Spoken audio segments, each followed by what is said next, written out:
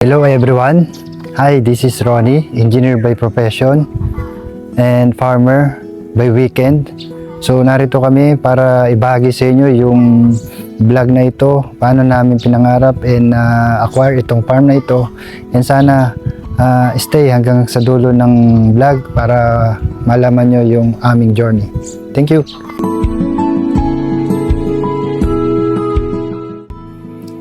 Paano kung sabihin ko sa inyo ng isang pangarap na magkaroon ng sariling farm ay posible kahit simple ka lang na empleyado sa isang kumpanya? Sa totoo lang, hindi ko pinangarap na magkaroon ng farm o maging isang organic farmer. Ang wife ko ang nag-encourage at nag-pursue na mag-acquire ng farm lot to develop. January 2020 noon, naghanap kami ng lote sa Facebook Marketplace. So lahat ng pangarap nagsisimula sa isang simpleng desisyon. Isang desisyon na maniwala sa Diyos, and God has a plan for us, and that plan is owning our dream farm. Hindi lang ito kwento tungkol sa pagbili ng lupa, ito ang kwento ng pagbuo ng isang pangarap. Ang dami naming nakita, may mura, may maganda, may malaki, pero parang wala talaga nagsasabi sa amin na ito na yun. Pangarap namin magkaroon ng sariling lugar na malayo sa traffic, stress at ingay ng syudad.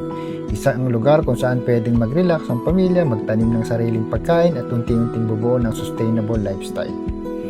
Marami kaming pinuntahan, marami rin kaming tinanggihan. So yung consideration na within Batangas, isa sa mga una naming tinanggihan ay ang lokasyon. Hindi namin nakaya pa rin puntahan mula Metro Manila sa weekend.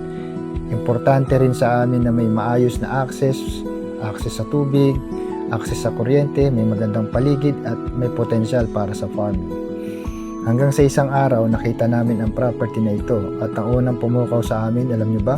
Hindi yung lupa, kundi ang napakagandang ilog. Pagkakita pa lang namin dito, parang sinabi na ng puso namin, ito na yun. Isa pa sa dahilan kung bakit namin ito pinili, malapit ito sa bahay ng parents ko dito sa Batangas. Hindi lang kami makakapag-farm, mas madalas din kami makakadalaw sa amin. Ang pangarap namin, hindi lang basta farm, gusto namin gumawa ng isang organic farmstead. Isang lugar na may sariwang gulay, mga prutas, solar-powered system.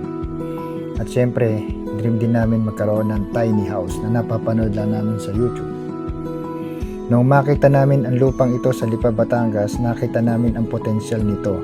Hindi pa ito maganda noon, wala pang tiny house, wala pang ilaw, wala pang mga puno at wala pang gulayan. Talagang kagubatan ito dahil tabing ilog at malalaking puno at puro mga sukal ng damo. Pero nakita namin ang magiging future nito.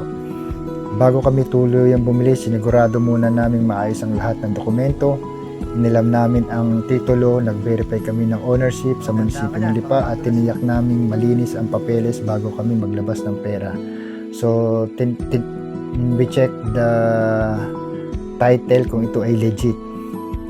Isa sa pinakamahalagang pinagtuunan namin ng pansin ay ang right of way. Napakahalaga nito para masigurong may legal at maayos na daanan papunta sa property. Hindi lang dokumento ang importante rin ang magandang relasyon sa komunidad. Nakipagkilala kami sa mga kapitbahay at sa mga matagal nang nakatira sa lugar. Naniniwala kami na mas magiging magaan ang bawat proyekto kapag may respeto, tiwala at magandang samahan sa komunidad. Pagkatapos namin makumpleto ang pagbili ng property, nagsimula ang totoong adventure. Unti-unti naming nilinis ang lupa.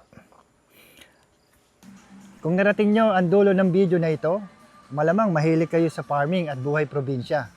So sa susunod na pag-upload ko ng video, panoorin nyo yung mga updates and mga improvement na ginagawa namin. So maraming salamat sa mga nanood ng video ito. So sa susunod, paki-like po yung video ito, paki-comment and subscribe po para ma-update po kayo sa mga isi-share kong mga video at mga kaalaman tungkol sa pagpa-farming. So ingat po kayong lahat. God bless po.